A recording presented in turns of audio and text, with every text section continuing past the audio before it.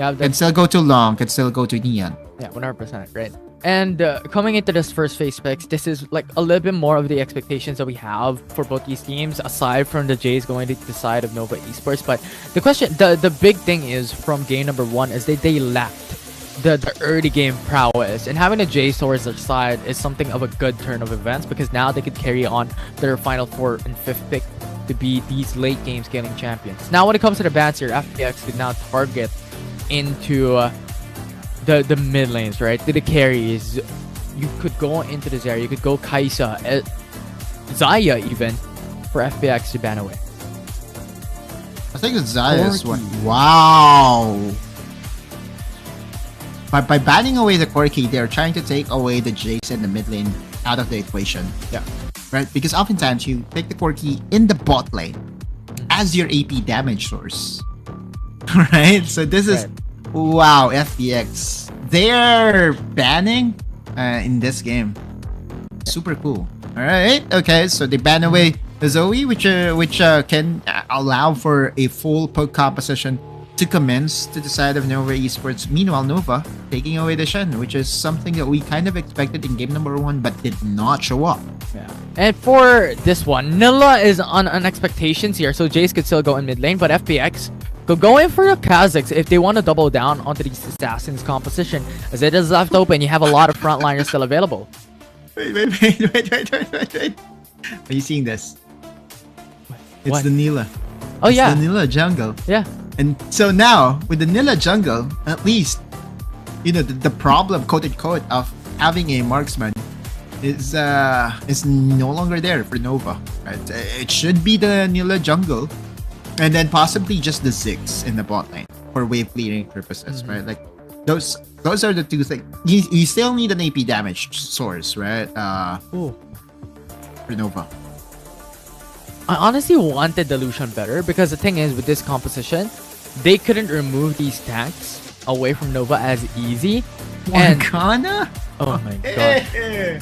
What are we having? This is a breath of fresh air from what we've seen traditionally, because after these two compositions, you have FPX more on traditional sides, but Nova is now bringing up these new things, and oh my word, I'm loving it. I'm loving it, utterly.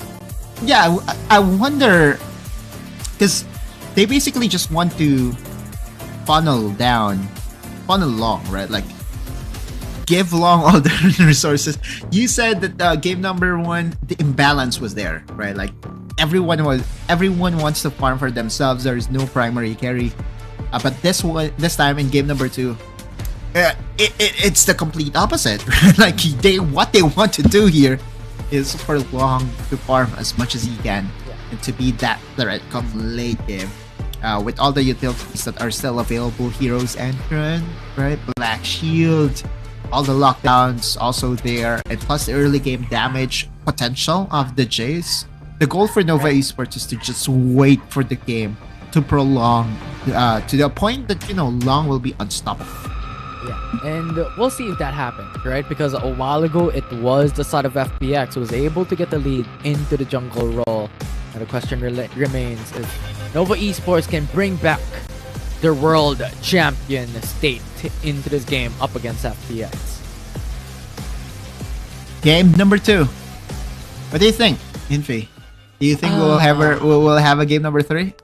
I don't think so. Quite honestly, I don't think so, right? I feel like FPX just has a massive amount of lead when it comes to what they have wanted. It secures it, right? You have Akali coming in, then you have the double down when it comes to the assassin potential. You have the fact that you have the Kazakhs as well into the composition. The bottom lane, I wanted the Lucian more, because the thing is, coming into these fights, it's really just a difficult moment for them. But if Kong goes in for more of the on-hit build, this will alleviate some of their lacking onto the possible tank killers for the side of FPX. And also one way to look at it, this is also a good denial, right? Like, you know, Hawkshot is a very annoying tool to play against. Especially knowing that you kind of want to finish the game early, right? If you're FPX, you don't want to wait for the Nilla to really get all the resources that she needs, because she's that, you know, one champion that can 1v5 actually, right? Like yeah, you look at the composition Nova is playing right now. They're just going all in, and so I kind of understand, you know, the rationale of Kong playing the Ashe. But yeah, I kind of agree with you still that Lucian is still the better option, especially with how he performed in game number 1. Yeah.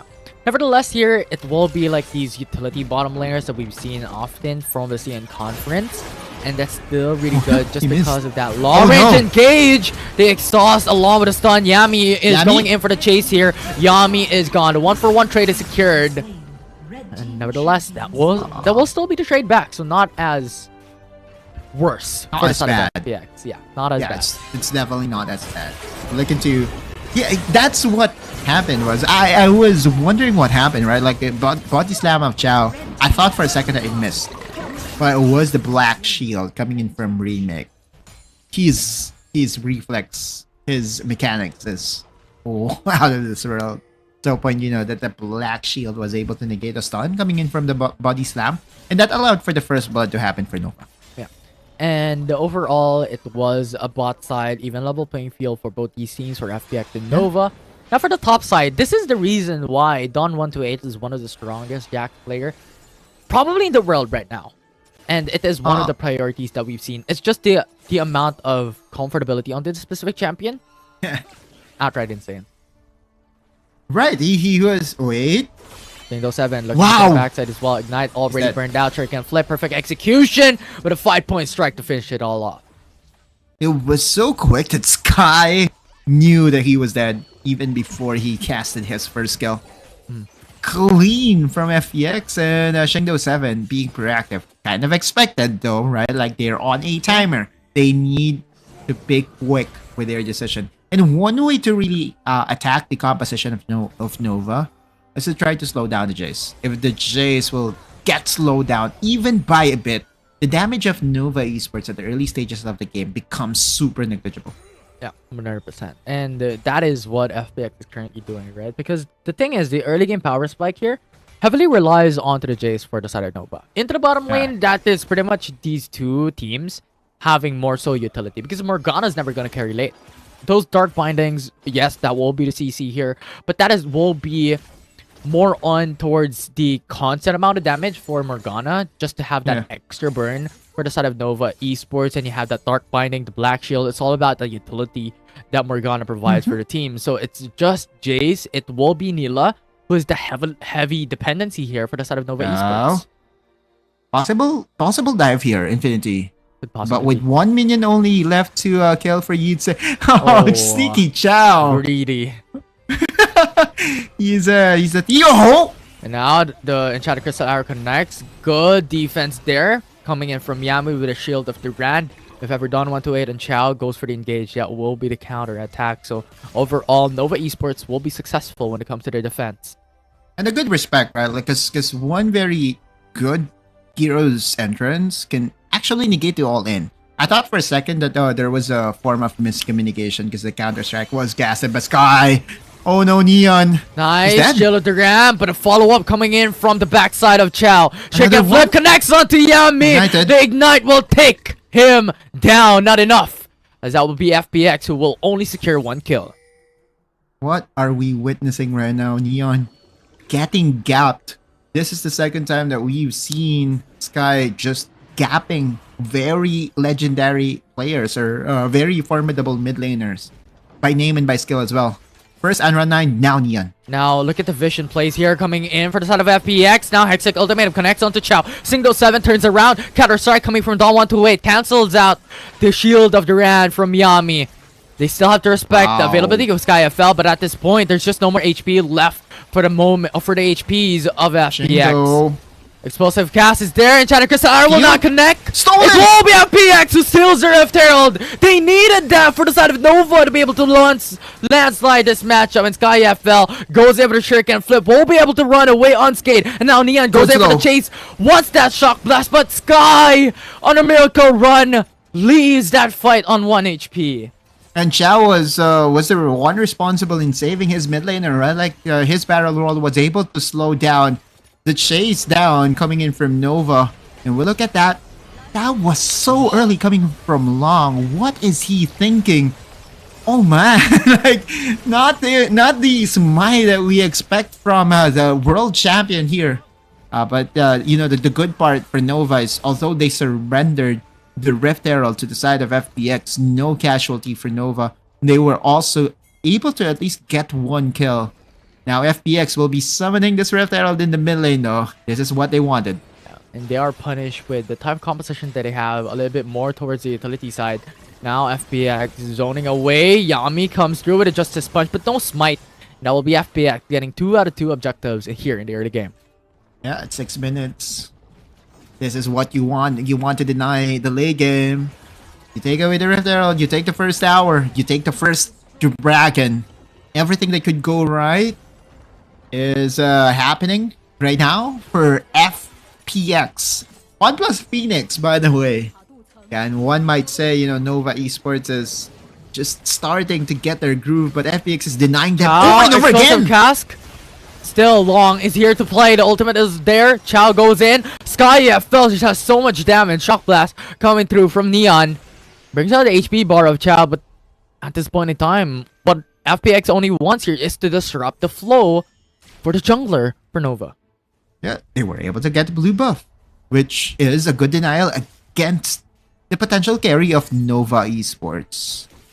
Like, if ever Long goes down here, like, you know, if you control Long, you control Nova Esports as a whole. Their entire composition revolves around Long, right? Like, Remake is not a carry, Yami support, yeah.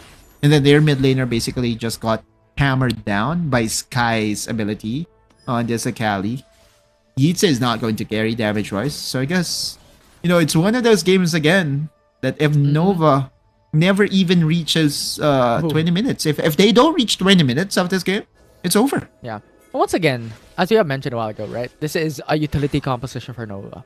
And having a single reliance on a single champion will be detrimental, but Singdo 7 CC chain from Nova was flawless and the jungler for FPX is removed. Oh, maybe that's you know, that's the momentum that Nova. Wow, okay. Long, very aggressive. And Dawn needs to respect this. Although there's just 1 minion to take care of. Backdoor protection on the top side will deny Nova's push at least by a bit. That's good. Bot lane though. Sky FL is already securing another tower. Chao and Kong is here. So this will be a 3v3 if ever it comes down to an all-in fight. But you still have Jace pushing down the turret. And that will be the security for Nova Esports that they want when it comes to the gold injection. That still is a very good kill for Nova, right? Like Science of Life for sure. And also taking down Shingdo in the process. He did have double buffs. And gifting it over to Long is primarily what you need. You know, 2 more of that, or maybe even 3. Just to make sure that Nova gets back on track in this game. A gold advantage to the side of FPX. Arrow? Crystal Arrow will not connect. Almost. We'll be able to just go away. It was almost, it almost... Chow! Oh no. Cancels it. And now with the body sum as well, explosive cast was a little bit questionable there, but nevertheless, it is Yitzhak who has a delayed recall. It was a nice try, sure. It's one of those cases where he tried to cancel out the hook shot by Yitzhak, but wasn't successful in doing so. Yeah. But you love the aggression, right? You love them not holding back with their skills. I guess this is where the phrase or quote saying that you miss all the shots that you don't take. That's what he was thinking. You constantly have to try here, especially for the side of FPX, right? Because right now you already have a little bit of advantage coming into the early game, and you have to capitalize on that.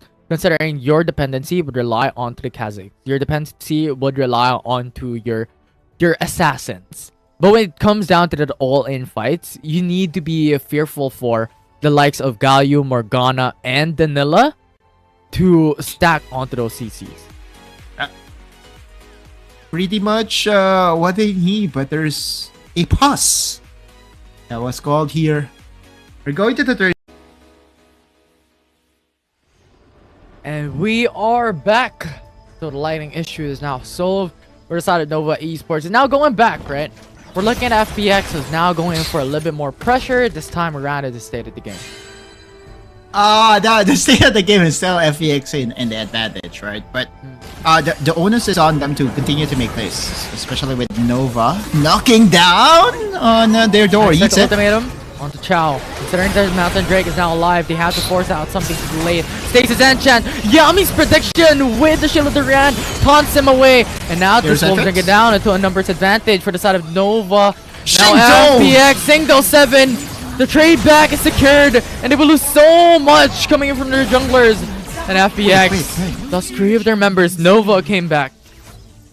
The power of being able to come back from that past long, super strong. And we'll be able to get a dragon for themselves.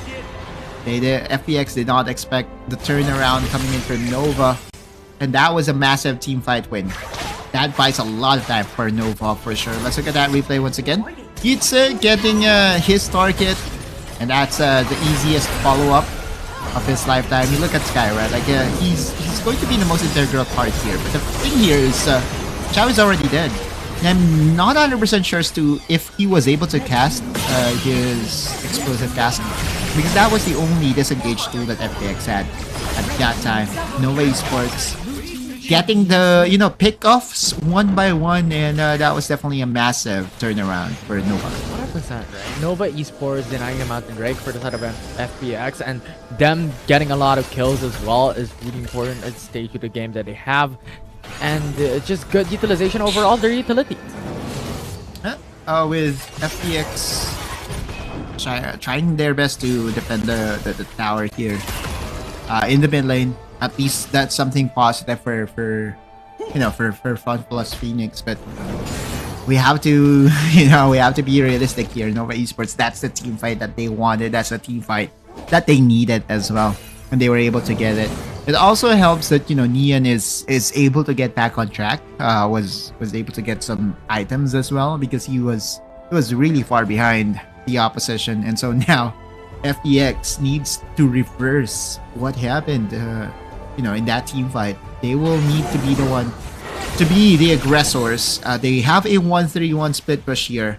We have to remember that as the Ashe can also go for the long range engages, which means that champions here by Nova Esports need some form of a Quicksilver Enchant. There is one that I'm seeing already. Here's the long range engage. Oh, Yitze gets stunned. You have Singdo 7 following up. Counter Strike is there as well. Hero's Entrance denies these possible engages. Explosive cast brings back Yami. Meteor Enchant gets information, but a CC coming from Don128. Good leap to return back, and now Neon will not be able to secure that kill. But that's 2 flashes burned by FPX. 1 Hero's Entrance is enough to really just make sure that basically the Camille doesn't go down. Wow! Okay, Nova Esports sneaky, but they got spotted. Yeah, FPX has information, and I'll look at the rotations here coming from FPX. Perfect execution. They have information onto the Baron's pit, but there's no jungle for FPX onto the Baron, and that will be Nova Esports securing this objective. Neon stuck with low HP, and that will be the security of double kill for FPX. That's 3 members left alive with the Baron. Nova and FPX will try to indirectly attack the Baron buff that was secured here by Nova. Pushing! Wow! Comes in! Chow with explosive cast brings it down. Yitze down very low. It's the time for Long to go in for the ultimate as well, but Stacy denies it. Chow body slam onto Long, but this is not enough! That's a triple! Long! Triple kill secured. SkyFL comes back in. Hopes to get that kill onto Long, but explosive with a blasting kill brings him back to safety. I mean, Long is starting to become a monster right now. 4-0-3. Don128. Slow down. Dashes in. Don128 in danger with a shuriken flip. There's no escape. They can get the pentail for Long. What? Okay, so this is the power of Nilla. At this point in time, with the Baron buff, able to take down another tower here in the mid lane, expanding their goal lead. Nova Esports is just so happy that they were able to reach this point in where this Nilla is changing the tides of the game by herself. Wow. Yeah, it's paying out. It's paying out big dividends here for Nova Esports. Bloodthirster Infinity Edge as well with that long distance as a jungle melee champion. It's just too much, and the utilization here with a Baron buff. They will get the 4K gold lead for themselves for the side of Nova. And I don't like the chances of FPX now, right? Like, they can try to lock down Long, right? Like, Long does not have the Quicksilver as of yet, at least when I last checked his items, but that will definitely be one of the priorities because that will be the only time, that will be the only way as well that Nilla will get controlled in this team fight. Kitse though, okay, is not going to get spot out, and Nova Esports, another advantage for themselves, getting two dragons already to just one of FPX. Yeah, and the Elder Drake and the Baron Nashor, this one team fight will be the catalyst for success for any of these two teams, especially coming down to the Elder Drake. And both these teams has to look for ways to have that advantage and have that priority coming into these objectives, because this will be the game changers for game 2. Ryla is already completed for the Morgana. Slows, utilities. FPX trying to play the patient game. Trying to see if there will be anyone that will try to farm here in the bot lane. Baron has already expired, so that means that, you know, FPX... Long. Oh no, what? Wait, what? He's already level 15, man. Okay, so it's starting to become a nightmare now for FPX. Imagine if Long ever gets, you know, a Guardian Angel. How do you control this Nilo? You just can't. And I think that is also one of the reasons why it was Long was farming the whole game. He was not going into those team fights. He was literally farming the whole game. This is the power of the Nilo, right? Yeah. Oh man. If things goes out, let Long carry. Trust in Long, I guess is the way to go. Trident item, I believe, has also been completed. I believe it was a Morgana. Yeah, it was a Morgana that was able to buy the Trident item. So that's 3 items already completed for remake. Anti-shield item for AP champions. Elder Dragon is alive, and that's a win condition. If Long does not secure the smite in this Elder Dragon, then that's it. So they have the information that Nova is hovering. Power is the Elder Drake here. Single 7 has to move soon. FPX has to follow suit.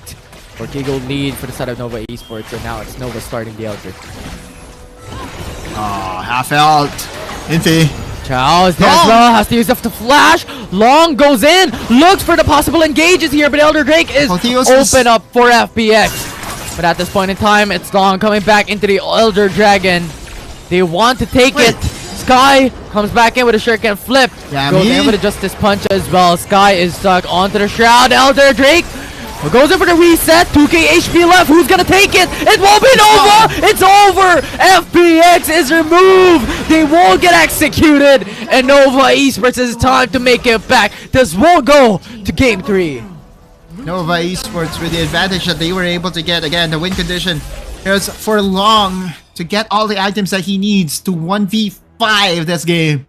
And Nova reached that point. They can push down this ball lane. Sky, with all the good performance that he's shown in the early game, he's not enough. And now you have the shield and cancel. Flashes back in onto Shroud. Gives him a little bit more time to be able to come back out. But Sky fell. Long's damage is just too much. The Nexus is open and Nova will take game 2. Power of Long without the light. Yeah,